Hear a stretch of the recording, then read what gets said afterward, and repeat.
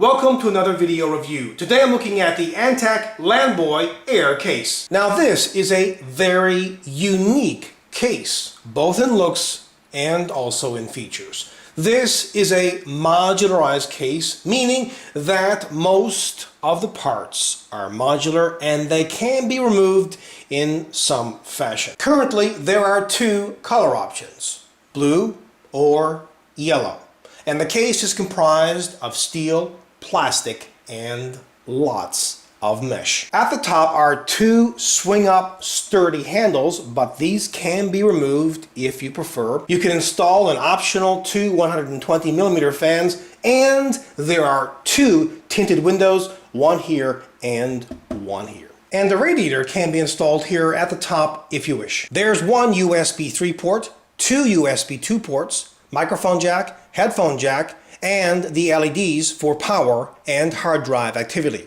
Also, they include the power button at the top right and the reset button at the top left. And by the way, this reset button is recessed. There are three 5¼ drive bays, and note how each one has a meshed drive bay cover, and each cover gets removed by taking off two screws, one on each side. They include two 120mm intake fans, and each one of them comes with a fan speed control knob, so you can very easily and quickly adjust the speed of either of these fans. And also, either of these fans can be removed by taking off two screws, one on each side. At the bottom is a small compartment which can be removed by taking off two screws, which I have done. So let me just pull this out and show you what is inside. I have some screws here, motherboard standoffs, also some silicone grommets and screws for the 2.5-inch drives, but you can put really anything in this if you prefer. There's lots of ventilation on the left side of the case, as you can see, all of this mesh. They include two 120mm two-cool intake fans. You can install two more optional 120mm fans here, and another optional three 120mm fans here. And the right side of the case is almost identical, where you can install a lot of optional 120mm fans. At the back of the case, at the very top, is a small hole to route cables through. They include the motherboard's I/O shield plate, along with a 120mm intake fan, and they also include a switch for it, so you can adjust the speed of this fan from low to high. There are 8 expansion slots, 2 rubber grommeted holes for the water cooling system's tubes to pass through, and at the bottom is where a standard ATX power supply gets installed. But they include a power supply cage. All you need to do to remove it is take out this single thumb screw and then take the power supply cage out, then install the power supply on it and slip it back into the case. And just to show you what it looks like, I've installed the Antec True Power 750-watt power supply in this power supply cage using 4 screws. Then just simply slip it into the case and secure it using a single thumb screw. Now let's have a closer look inside the case. Let me first remove this panel door by taking off this single thumb screw. You can swing it open, or you can choose to just take it completely off. And now this panel, 6 screws, 3 on this side,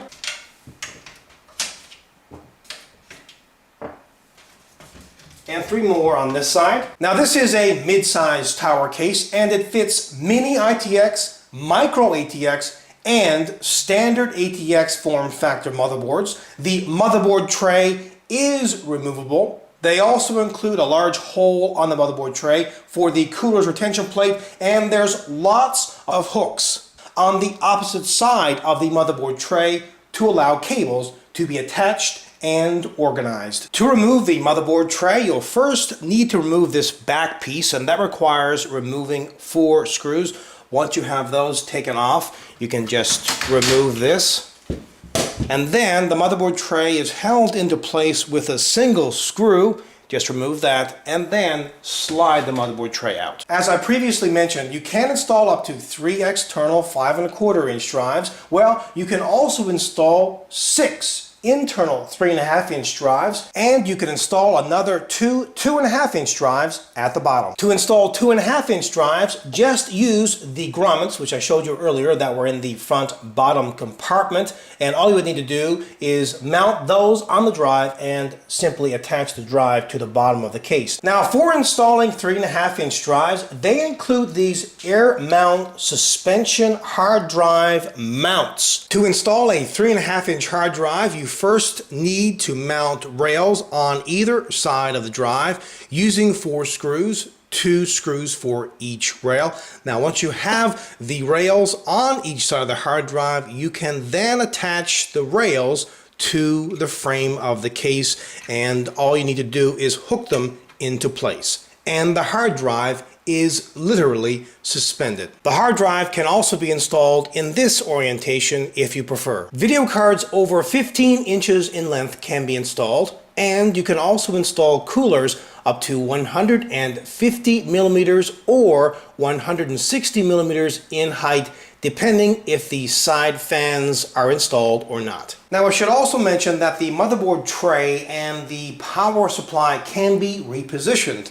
You can actually have the power supply at the top of the case if you prefer. So all you would do is move the motherboard tray down and the power supply up, and there is provision for that. Now, just to recap, this case includes 5 120 millimeter blue LED fans, 2 at the front, 2 on the left side, and 1 at the back. But you can install another optional 10 120 millimeter fans if you choose. Now finally, have a listen to the stock cooling first at the low speed.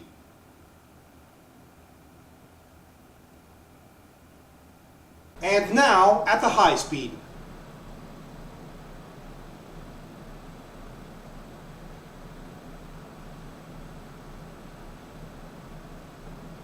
It is so refreshing to see innovation, and this case is very innovative. I think it's the first modularized case on the planet, and it works extremely well because you can move things around, you can add different fans and all kinds of fans. There is a lot of very unique, useful, functional features in this case, plus it simply looks outstanding. It has excellent air circulation. It's available in a couple of different color options. The interior is black. It has handles at the top. I mean, the list just goes on and on. If you own this case, well, you've got bragging rights. Overall, this is a 100% kick-ass product. Until next time, take care.